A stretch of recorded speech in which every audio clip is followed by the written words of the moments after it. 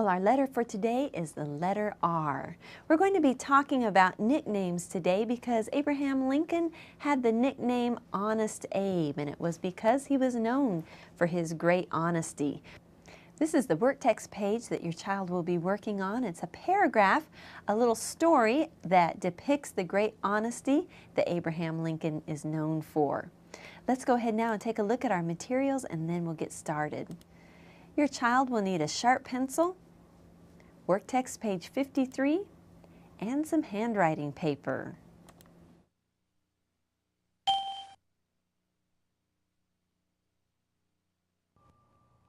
Hello again. I have to sneak in here before your lesson. People don't let pennies come on camera because they don't fit the bill. Huh. Did you know that over 30 million pennies are minted every day? Since its beginning, the U.S. Mint has produced over 288.7 billion pennies. That's enough to go around the entire Earth 137 times if we lined them up side to side. Oh, here I go, getting all sentimental about my family, and I'm supposed to be sharing information about Mr. Lincoln. Well, today in your handwriting lesson, you're going to be talking about Honest Abe. It's important for a leader to be honest, you know, and Abraham Lincoln was just that kind of man. He probably wouldn't ever think of taking even a penny from someone that didn't belong to him. Maybe that's why they put his face on the penny. Oh dear, I know that scent. It's Mrs. Cox, and she's almost here. Gotta roll.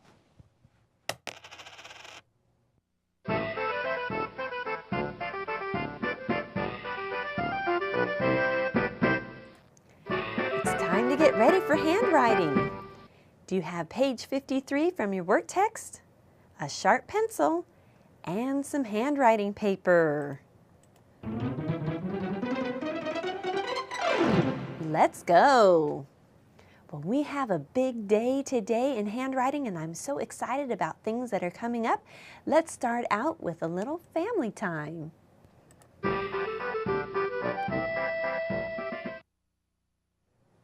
Well, let me show you this picture here. Here's Amberly doing one of her favorite things, riding on a horse. She loves horses.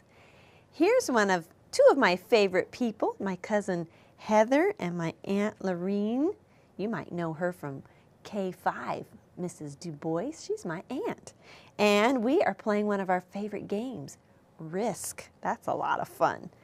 Here's Amberly and Chelsea at a recital with my sister and brother-in-law. There's Amberly running a race, and she's getting the baton passed to her. Here's Caleb, and he is riding a ride with a friend. Here we have a purple rabbit and two of our favorite people. This is Mr. and Mrs. Roberts. They are good friends of ours. In fact, do you know what? Mr. Roberts is the one that sculpted Abraham Lincoln, but he did that when he was in high school. He's an amazing artist. Well, you know what our letter is for today. It's the letter R. Let's make an R. You can make it there in the air. While I trace this one here, we're going to swing up, drop, retrace, swing around to lock, and then we're going to drop right and curve. Lowercase, swing up, drop right, drop and curve. All right, well, I hope you're ready to do some practicing. Let's start with our capital R's. Here we go. We're going to start at the midline. We're going to swing up, drop, retrace, swing around to lock, drop right and curve. Let's try that again. Swing up, drop, retrace, swing around to lock, drop right and curve. Now, does this letter remind you of the capital P? It's just like the capital P, except we have to drop right and curve. Let's try this again. Here we go. Swing up, drop, retrace, swing around to lock, drop right and curve. Let's try it again. Do your very best. All right, how are you doing? Let's try now some lowercase r's. Are you ready? Here we go. We're going to start at the baseline. We're going to swing up, drop right, drop and curve. Again, swing up, drop right, drop and curve. Let's make a set of double R's, all right? 2 R's right together. Here we go. Try to make them look identical. That's pretty hard to do, isn't it? Well, let's practice some more R's in some words. Let's see what the first one is. Ooh, raspberries.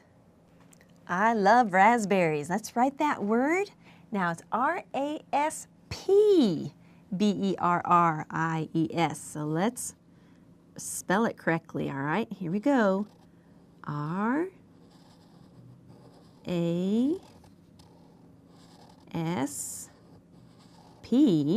That was our letter yesterday. And now berries. B-E.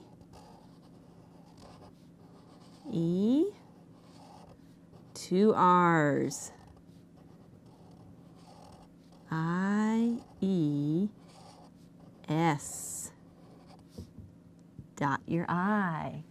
All right, very good. Let's see what our next word is. Flurry. Let's spell that together. F-L-U-R-R-Y.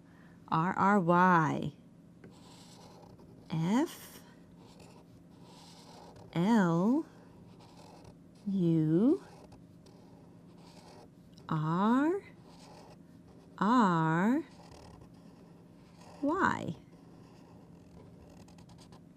All right, we're getting some good practice with our R's. Let's see what the next word is. It's the word river. River, that's got 2 R's in it. Let's spell that word together in our best handwriting. R-I-V-E-R.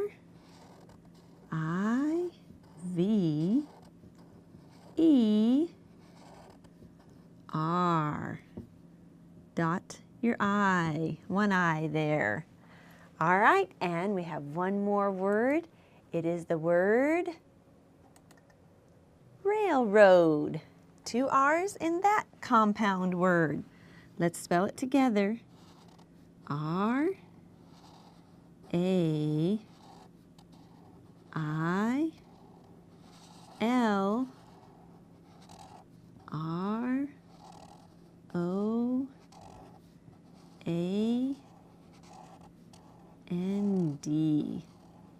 All the way up.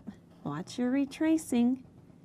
And go back and dot your I. Very good. That was great practice, wasn't it? Well, I want to ask you a question. Do you have a nickname? Maybe your dad or your mom has a special name for you. My dad always liked to call me Treasure. That was my nickname. And we have all kinds of nicknames for our kids at home. Amberly, we like to call her Am Bam Cunningham. I don't even know why. It's just something that we like to call her. Chelsea is Chelsea Belsey. And Caleb, he has all kinds of nicknames. Sometimes I call him Buster or Buster Brown, or we just call him Man. He's got all kinds of nicknames. And we even have a nickname for our dog Colby. When she was a little puppy, when she'd try to walk on our floors, they were wooden floors, she would just slip and slide on the floors, and we'd call her Scooter. So once in a while, we still call her Scooter. Well, do you know what? Abraham Lincoln, he had a nickname too. His nickname was Honest Abe. That sounds like a good nickname, doesn't it? Let's find out how he got that name. So thank you very much. Bye-bye. Oh, a great many folk are talking about Abraham Lincoln these days. They're talking about what a great president he was, what a great leader he was in the war, and how he freed the slaves. Oh, but that's not what comes to my mind when I hear his name. You see, I met him long before he was famous. I simply remember him as Honest Abe. When Abe Lincoln was a young man, he kept a country store for a while. That's when I met him. I had gone to that little store to buy some things, and he was a young man who calculated my bill and took my money.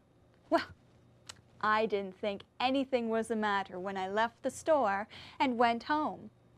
You can imagine my surprise when not long after Abe Lincoln appeared at my doorstep. He said that he had discovered that he had charged me 6 cents too much. So he closed the store and walked 3 miles to my house to return it. Oh, no wonder they called him Honest Abe. Well, that was a very honest thing for Abraham Lincoln to do, wasn't it? Do you think maybe he was tempted to just forget it and keep the 6 cents and keep the store open and not walk those 3 miles? That was a lot of trouble for 6 cents, wasn't it? He might have been tempted to do that, but he had strong character that made him do right, even though he might not have felt like doing right. He closed up the shop, walked that long walk to return the 6 cents so he could be honest. You know, there's a Bible verse about being honest and not stealing. Ephesians 4:28 says, "Let him that stole steal no more, but rather let him labor, working with his hands the thing which is good, that he may have to give to him that needeth." Have you ever been tempted to steal before? I think everybody at some point or other has been tempted to take something that doesn't belong to them. But you know what? We can stand strong. We don't have to do wrong, do we? We can resist that temptation. We need to work, the Bible says, and earn money so we can give to people, not take from them. So we need to be like Honest Abe here and never take from someone else. Well, let's look at our work text page here. It's called Honest Abe, and let's read the paragraph. It's the story that we just heard. Here we go. Let's read together. Once Lincoln kept a country store. A woman bought some goods for $2.20. After she left, Abe found that he had overcharged the woman 6 cents.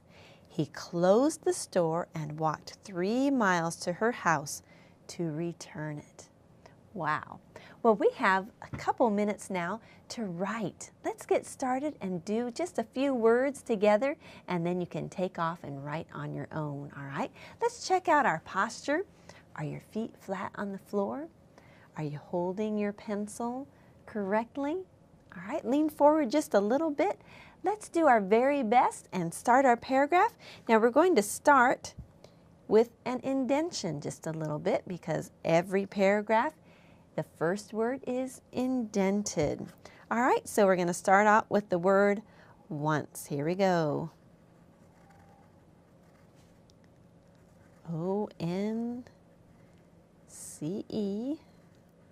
Make sure your pencil is sharp. Once Lincoln.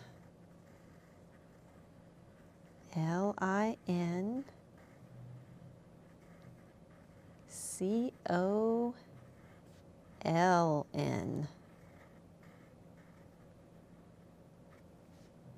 Dot your I. Well, we've got 2 words written together. You have several more words to go. Watch your slant, watch your spacing, make it your best work yet, and we'll see you tomorrow.